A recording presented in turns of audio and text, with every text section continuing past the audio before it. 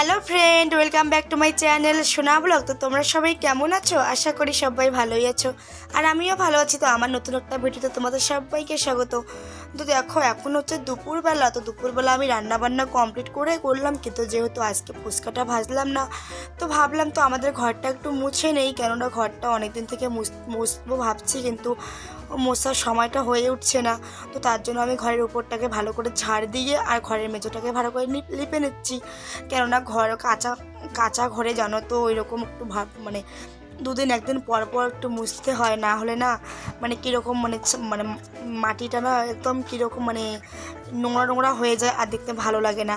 তো যেহেতু কাঁচা কাঁচা ঘরে তো এরকম তো করতেই হবে। তো আমাদের এখনও পাকা ঘর নেই, তো পাকা ঘর নেই তো আমি মাটির ঘরটাকে ভালো করে যত্ন করে রাখি। তো আমার যত্ন করতে করতে না একদমই মানে অপরিষ্কার জিনিস একদম ভালো লাগে না।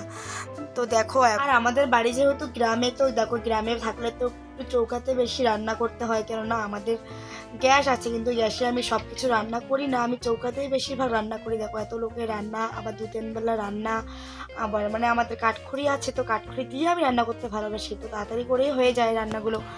তো দেখো এখন এই যে সকালবেলা আমি হাঁড়িটা মেজে নিয়েছি, আর কালকে যেহেতু নিরামিষ খেয়েছিলাম, তো ওই কড়াইটা তো মেজে রাখতে হবে, কেননা নিরামিষ কড়াই তো মানে রান্নাঘরে রাখতে কালো কালো কড়াই তো রাখলে কীরকম লাগবে না, মানে আর রান্নাঘরটা দেখতেই কীরকম লাগবে।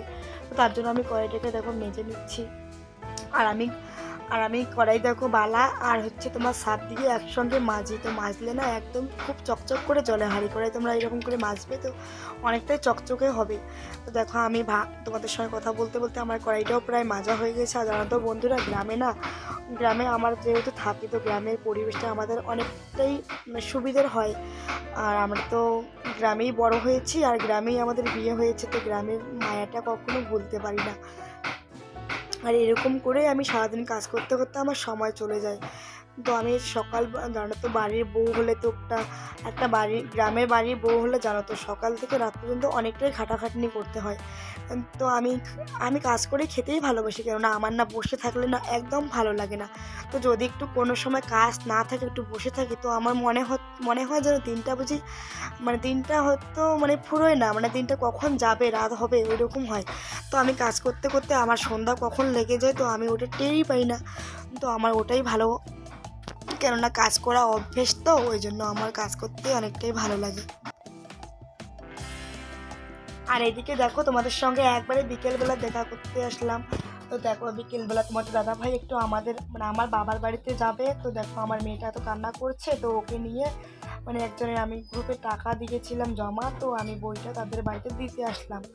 তো দেখো তোমাদের দাদাভাই আবার চলে গেলো আমার বাবার বাড়িতে, তো আমি আসলাম আমাদের জমি দেখতে, কারণ অনেকদিন থেকে ভাবছি যে জমিটাকে দেখতে যাবো, যে ধানগুলো কীরকম হচ্ছে, সময় পাই না। তো আজকে একটু যাই, গিয়ে বিকেলবেলাতে একটু দেখে আসি ধানগুলো কতটা বেরিয়েছে।